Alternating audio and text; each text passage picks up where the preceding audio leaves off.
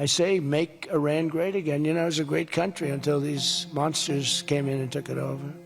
With Donald Trump blowing hot and cold on whether the US will strike Iran or not, how will this uncertainty and unpredictability play out with Iran's biggest trading partner, and that is China?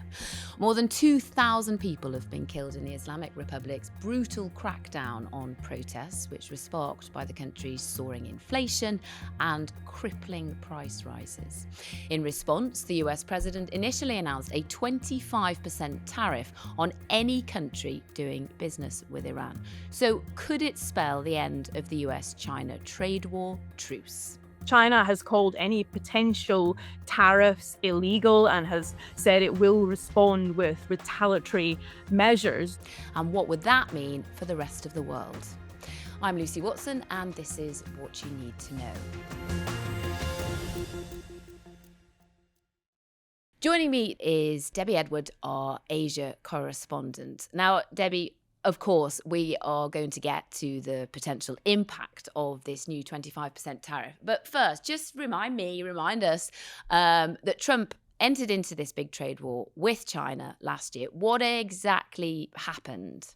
Well, if you cast your mind back to April the 2nd last year, which was labeled so-called Liberation Day by Donald Trump when he imposed tariffs not just on China, but most of the world. And on that day, he held up a board on the White House lawn, and the top of that board was China. It was really China that he had in his sights for this tariff agenda. What happened then was this spiral, this tit for tat between the world's two largest economies. At one point, the US had imposed 145% tariffs on Chinese goods, and in retaliation, China had imposed 125% tariffs on US goods. That was clearly not sustainable, and trade between the two nations basically ground to a halt. So by May, they were around the negotiating table and finally agreed to a 90-day truce. Eventually, then by October, the two leaders got together around the table and agreed that it was time to shake hands on an agreement that would bring to an end this trade war. So far, that is still holding. China has clamped down on the restrictions that it imposed on its rare earths, and the US has also walked back on its restrictions it has imposed on high-powered AI chips to China. So it is holding for now. And Donald Trump has talked about this big state visit that he is going to be making to China in April of this year. And so far, it does appear to be that visit, the desire of that visit, the pomp and the prestige of that visit is what is holding this trade truce together. That'll be an exciting one for you in April, definitely. Now, fuel is Iran's biggest export in terms of value. I think it's got about 140, 150 trading partners, and China's is its biggest. So a pretty important relationship between the two of these countries. Yeah, relations between China and Iran go back a long time, and it is China that has been propping up the Islamic State economically since the revolution back in 1979, but specifically since President Xi has come to power, those economic ties have deepened. There's been a lot of deals being done on economic deals and cooperation, and China, as you say, is Iran's biggest trading partner. China now buys around 90% of Iranian oil. Debbie, I didn't realize it was quite that much. 90%, that's huge. Yeah, clearly China is very, very important to Iran. In many ways, Iran has become economically beholden to China. China's buying that oil at discounted prices. As I say, it is using shadow fleets, that it is putting it through third countries to try and avoid US sanctions. And not only that, China's managed to get Iran to do these trades in the Chinese yuan. So Iran is receiving billions of Chinese yuan. And what does it do with that? There's nowhere else where it can spend that money but in China. So it in turn is buying lots of Chinese machinery and electronics. So that is why China is very concerned right now about what is going on in Iran, the potential for any military action that might disrupt those oil channels and its economic interests in Iran. Iran is not only a big economic partner, but a big diplomatic partner in the Middle East for China. And just now, the Chinese foreign minister actually has called for peace and restraint in the Iranian situation. So they are watching it very, very closely, as you say, with that massive economic interest. I bet they're watching it closely. So, presumably, and it might be a bit of a daft question, this 25% tariff would apply to China.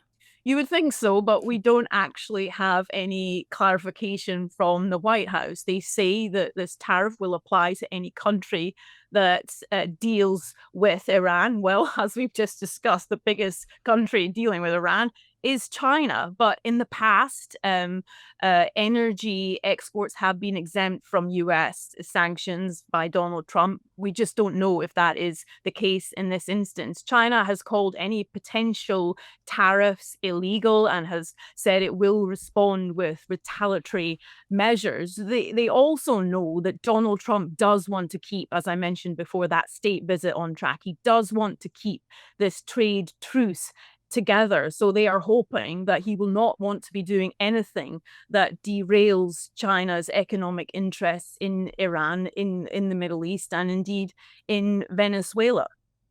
Now, we're only in mid-January, but, earlier this month, the US ousted Venezuela's President Maduro and pledged to run the country, including fixing its oil infrastructure. And China had been Venezuela's main oil buyer too. How have they reacted then to this almost double whammy from Trump? In the case of Venezuela, as you say, China is once again the biggest importer of Venezuelan oil. Around 60 to 80% of Venezuelan oil goes to China. It has not only those energy oil interests in the country, it has huge investments through the Belt and Road Initiative, and Venezuela has a lot of debt towards China as well. So at the beginning of this month, there was great concern here in China. In fact, one of the statements from the foreign ministry even expressed shock, which, as you know, Lucy, is quite unusual for them to express that level of emotion, I would guess. Yeah, they're not very reactive, really. They tend to do it with caution, yeah. But I mean, nobody could be failed to be shocked by what went on with the kidnapping of Maduro. But China has been making big inroads to South America, to the so-called global South, and Venezuela has been a big partner in that. And when China hears Donald Trump talking about it being our hemisphere, talking about expanding his sphere of influence to South America, that is very concerning to China's economic and future interests in that part of the world. But having said that, seeing Trump throw his weight around, play the global policeman and ride roughshod over international laws also does play into China's propaganda hands. You'll have heard it yourself, Lucy, many times here that American presidents are hegemons. They have imperialist ambitions. And seeing how Trump has acted in the case of Venezuela, potentially also now in the case of Iran, plays into that narrative and does China's job for it, presenting it as a more stable and non-meddling partner. I'm curious, Debbie. I mean, it was nearly a decade since I was out in China. World politics was a very different beast. How do you sense that the Chinese government view Trump? I think they thought they had more of a measure of him this time around, and I think that has proven to be the case. They have managed to negotiate this trade truce, but they also see him, as we've seen in recent weeks, as potentially changing his mind on a dime. But in many respects, they also can see the opportunity in that, see that China is being able to make inroads into Africa, into South America. It has. I don't think Trump is very aware of just how much China has invested in those areas. It has become a really solid partner in South America, Africa, and the Middle East. I think the actions of Trump, however, this month might put some of that to the test, and whether he is going by the unpredictable playbook. All bets are off right now.